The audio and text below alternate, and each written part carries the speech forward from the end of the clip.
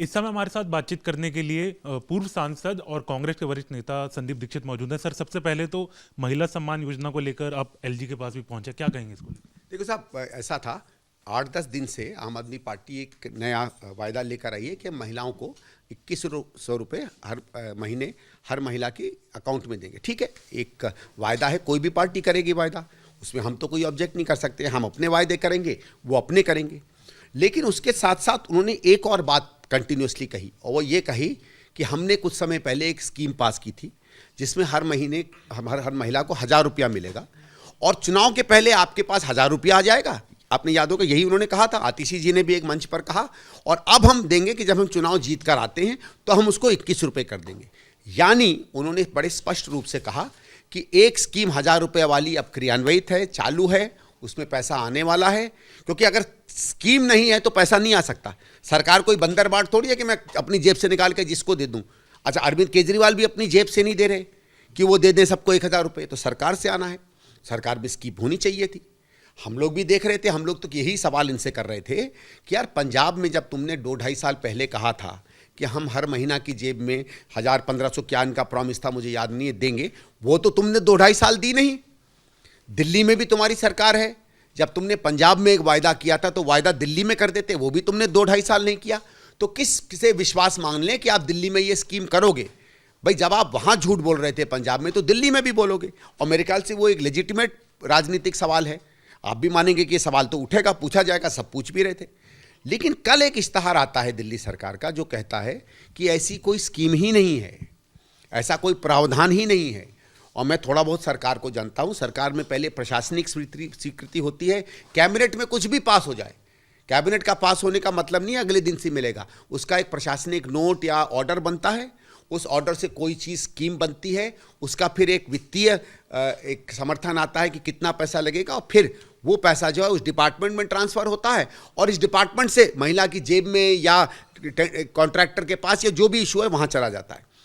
महिला विकास विभाग कहता है कि ऐसी कोई स्कीम है भी नहीं, ऐसा कोई निर्णय लिया ही नहीं गया है, और जो लोग इसका फॉर्म भरवा रहे हैं, क्योंकि हमने फॉर्म भी नहीं भरवाया है, ये धोखाधड़ी है।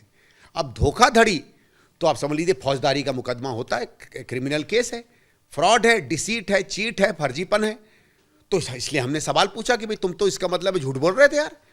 चलो, एक वायदा है, वायदा करो ना। वायदा 10,000 दो महीने, 1 लाख रुपया 2 महीने, 1 करोड़ 2 महीने, तुम जानो, तुम्हारे लोग जाने, भाई तुम्हें विश्वास करेंगे कि नहीं। लेकिन झूठ कैसे बोल रहे हो आप इतना बड़ा? सर, आपके ऊपर आरोप भी लगाया उन्होंने कि जो आपका कैंपेन है उसको फंड बीजेपी कर रही है। तो उसका देना सबूत। ये तो मेरे ऊपर कितने आरोप लगा चुके हैं, आज तक कोई सबूत आया है?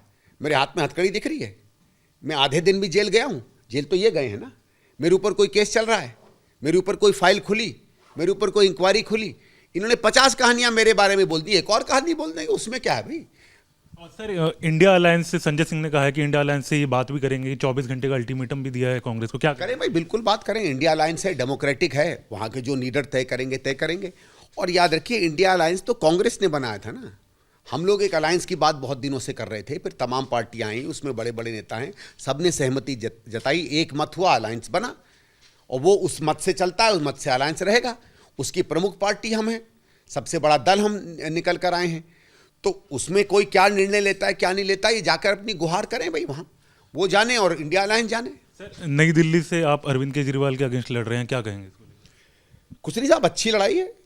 मुझे तो लगता है कि और जगहों पे जैसे सीटें होती हैं तो एक टफ लड़ाई होती है, मुझे तो एक बड़ा आसान कैंडिडेट मिल गया है। क्योंकि अरविंद केजरीवाल ने, अगर उनका आप रोल देखें तो विधायक के रूप में कुछ खास नहीं रहा। लोग कम से कम पिछले 8-10 दिन में मुझे एक भी ऐसी चीज़ नहीं दिखा पाई जो अरविंद केजरीवाल ने पिछले 10 साल में बनाई हो। बल्कि कहीं भी मैं जाता हूँ तो अगर कोई भी थोड़ा सा वहाँ का पुराना बाशिंदा मिल जाता है तो मुझे गिनाने लगता है कि शीला जी ने क्या किया था, और केजरीवाल उसको मेंटेन भी नहीं कर पाए। और लोग ये भी कहते हैं कि साहब, मुख्यमंत्री का तो हमने चेहरा ही नहीं देखा, आया ही नहीं कभी। तो विधायक के रूप में एक तरह से माने तो बड़ा क्या कहूँ, बड़े फेल्ड से ये विधायक रहे हैं, और मुख्यमंत्री के रूप में तो फेल हैं भाई। पूरी दिल्ली जो है इनकी, अगर आप बिजली पानी फ्री करने की जो बात है और इनकी जो महिला स्कीम की बात है, इसको छोड़ दीजिए, तो मुझे इनकी एक उपलब्धि बचाइए जिसका गुणगान दिल्ली के लोग करते हैं। क्या बात है ऐसे 10 की बाहर 10 साल नहीं रहने के बाद भी शीला जी की बात हर सड़क पे की जाती है, इनकी नहीं की जाती है, तो कुछ तो होगा जो कांग्रेस ने किया है। बहुत बहुत शुक्रिया सर बात करने के लिए। वीडियो ने सुभाष चंद्र के साथ Harish Jha, news nation Delhi. News nation अब व्हाट्सएप पर खबरों के ताजा अपडेट के लिए न्यूज नेशन के इस क्यूआर कोड को स्कैन करें।